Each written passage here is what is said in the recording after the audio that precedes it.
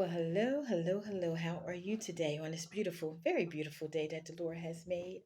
Well, I hope you had an opportunity to go out and enjoy your day as much as I did. Well, today I'm just going to be on for just a few minutes. In just a few minutes, I'm very tired, and I'm waiting for my water to get cold in the freezer. Anyway, so today I accepted an assignment. My little part-time job. This assignment was supposed to be 3 hours, and it ended up being 4.5 hours because the guy just talked so much and he didn't have me do anything for him until like the last maybe half hour of the shift, and it ran over. But anyway, that was fine. That wasn't a problem. So anyway, I shouldn't have taken that case because I forgot all about it. Today's Thursday, and we had prayer today at church, and I really, really wanted to go, but I didn't go because when I thought about it, I don't know what made me accept this case, except that they said it was in my area. And because it was in my area, I said, okay, I'll do it. It's a new case. I'll just do it just this one time, because they couldn't find anybody. And I said, okay, I'll do it. So this man, he's bedbound, totally bedridden, total care, paralyzed on one side. He could use one hand, and he did use that one hand very well in doing things for himself. But anyway, so I went there. Well, before that, they don't give you the name or the address or anything until you say, hey, I'll accept this case. So I said, I'll accept the case. I had forgotten about the prayer we have at church today.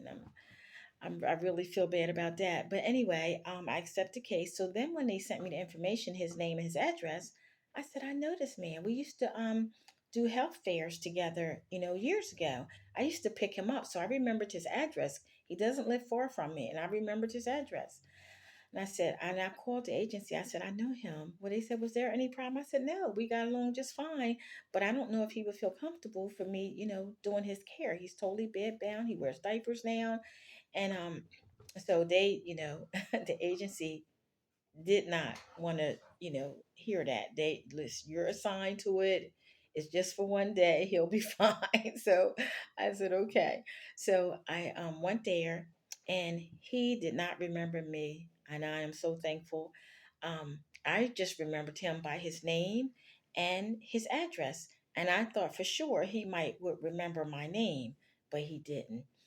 And so I certainly was not about to tell him, hey, we work together. I want him to be as comfortable as possible. And I tell you, it wasn't a bad 4.5 hours at all. He sat down and told a lot of tall tales, actually. A lot of tall tales did he tell. I mean, tremendous tall tales, even to the degree of how he got in his condition. I mean, he really and if the things he said was true, I would be shocked. But anyway, he says so many different things, and some things were kind of contradictory. But I didn't know him that well, whether he, did things like that or not. I didn't know him that well. But anyway, so he did give me two very good recipes that I want to try if I can remember them. So I also want to share them with you for people that may be trying to lose weight, or just on a can't eat certain things because of your conditions. So one was a fruit and one was a vegetable. So one of the vegetable was, you take a green onion, a green pepper, and I guess it could be any kind of bell pepper, and you clean out the inside, take the seeds and all that stuff out. And then inside of the pepper, he said, you put onion in there. And then on top of the onion, you put tomato, and then cucumbers. And then you can have a protein, like he said, like maybe salmon or chicken or something like that, some type of something you can have with it to get your protein in. And he said you just eat it just like that. You mix it up, I suppose. And he said it's very delicious. I think I would want to put mine in the oven. Of course, the meat, whatever kind of meat you select, is going to be already cooked. But I think I would like to put mine in the oven and maybe saute it. before I put it in there. Maybe at least the onions, saute it, and the cucumbers and stuff. Just that's fine. But I think I would like to put it in the oven and even the pepper in the onion first in the oven first. But I don't know. I am going to try that. And there's one for a vegetable, and I think he said you take a cantaloupe or a honeydew, and you cut it in half, and you scoop everything out. And trying to think what he said that you put in it. I know he said, I guess you put some of that back in there. He said you put a little avocado. I think he said a half of avocado, but from what I read, we're not supposed to eat a whole half, just like an eighth of an avocado. We're not really because of the fat content. I don't know, but so to put the whatever, if it's a cantaloupe, you put some of the cantaloupe in, you put some of the avocado in, um, you put some blueberries in there, and I can't remember what else he said you put in there, but you make it like a bowl. I don't remember what else he said put in there, but anyway, it sounded good to me. So, um, and I did tell him that, I have other obligations and I was just filling in just for one time. The person that was supposed to go in the daytime, he has a daytime and an evening shift, and the person that was supposed to come in the daytime got frustrated. He said they were banging on his door, and he's not the type that's going to let you bang on his door. He's going to yell at you. So, unfortunately, the lady, she left, the morning lady, she left, so therefore that left me the evening. And it's it's um it's kind of sad because he has to have that care because he's bed bound completely, and he only has use of one side. So he can't make his own meals or anything like that. um and he gets his meals delivered, so that was easy. And, putting the food together, he's very particular. What I liked about him is that he could tell you step by step how he wanted things. And I certainly appreciated that. But I tell you, he told a whole lot of stories. I mean, about meeting presidents and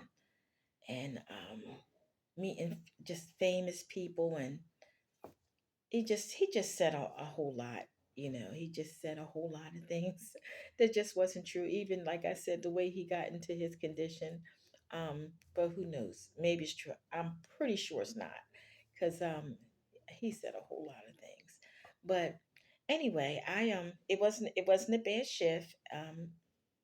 He did wait to almost the last minute for me to do some things, which ran my time over a half hour, but that was fine. I mean, he had the time because the girl didn't show up in the daytime, so he had the time. And this was his first day with our agency.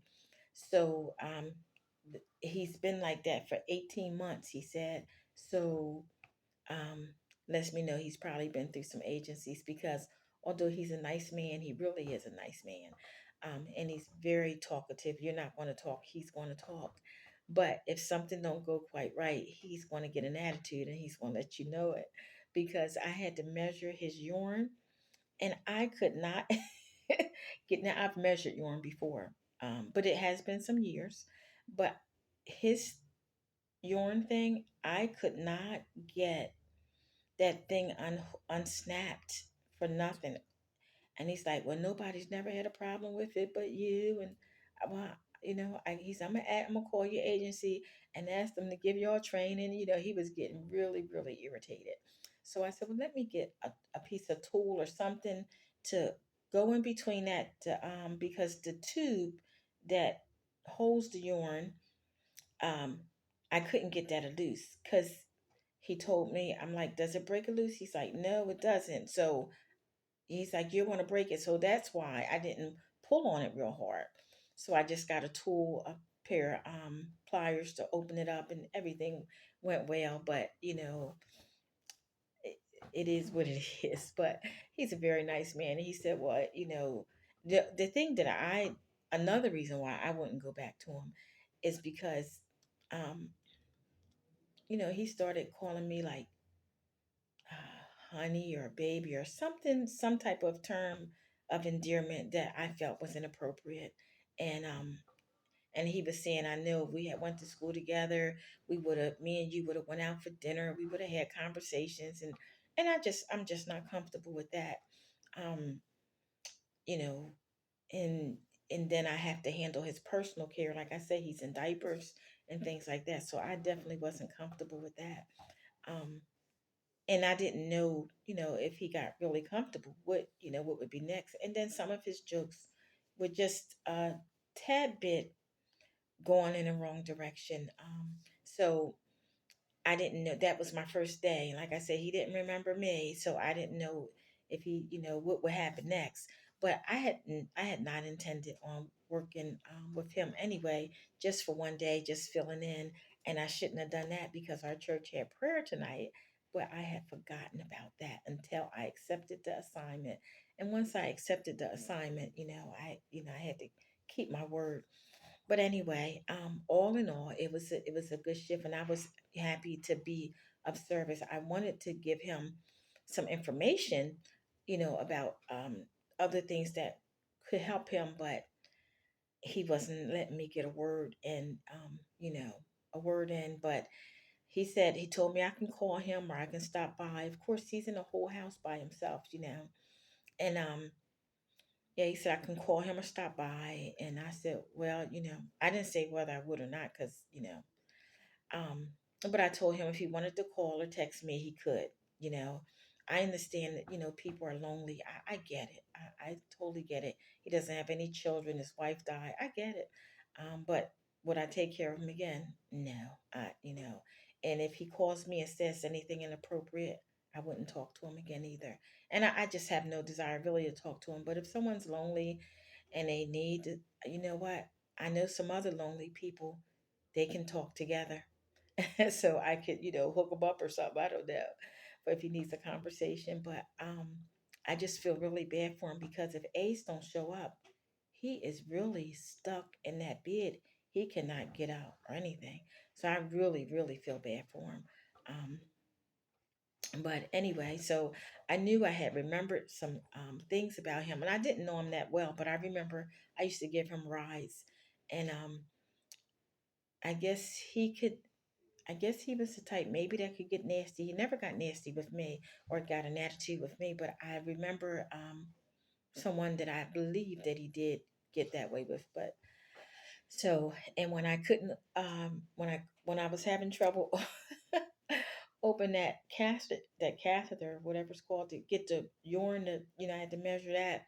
When I had problems with that, he was getting his attitude. He was letting me know that he was not happy, and nobody else had that problem before but me. And I kept a smile on my face because that's what I'm going to do. But anyway, so all everything was well. Everything was good in the end.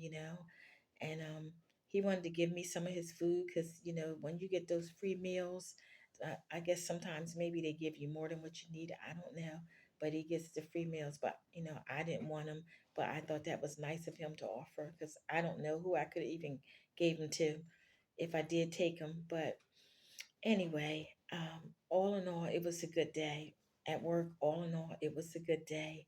So I thank God. I have my clothes already, selected out, iron for tomorrow.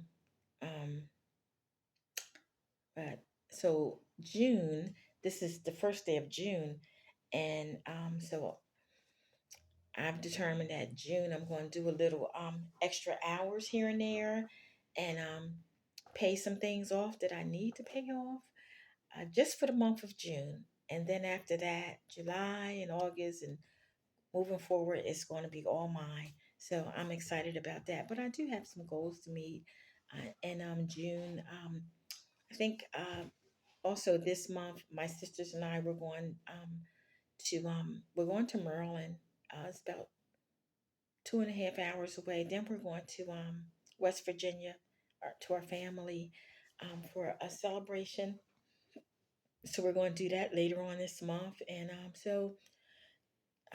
but other than that, other than taking that day off and maybe a few other days off, I'm going to do some a few hours here and there. Um, I have a few things I need to pay off credit cards. And so, and they're not, thank goodness they're not real high. They're not in the thousands at all, but I need to go ahead and pay them off because I don't like to have a lot of bills over my head. But anyway, I just want to thank you, thank you, thank you. And I just wanted to come on here real quick. I know I haven't had a chance to do my scriptures. I was just reading, I was listening to, I can't remember the name, but one of the people that I listen to just about every day is Charles Stanley. May he rest in peace. But I've always listened to him, and it's always helped me. Listening to his word has always helped me. And there's a few other preachers on the internet that I listen to that really are beneficial to me. But it's nothing like you reading the Word of God for yourself. It's nothing like it, or listening to it. So I just want to thank you for coming on. I stayed a little bit longer than what I anticipated, but I thank you, thank you, thank you, and I just hope that you all have a fabulous, wonderful day. In Jesus' name, Amen. Bye bye.